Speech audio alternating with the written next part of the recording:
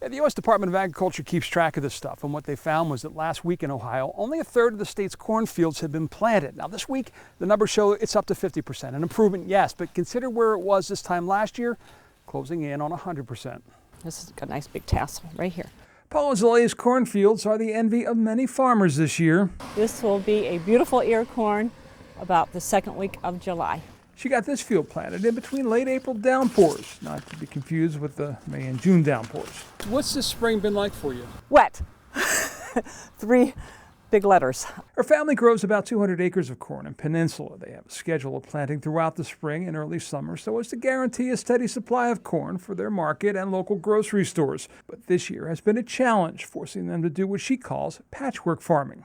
Say we need to get 4 acres of corn in. So we might find 2 acres of dry soil in this field. We might have to go to another field and find another 2 acres. As wet as it's been, they've been fortunate compared to other parts of the state. While Cleveland has had 10.5 inches of rain since April 1st, parts of northwest Ohio have had over 18. We've caught mainly the tail end of everything. We got about a ½ inch yesterday like everybody else. We could have had more.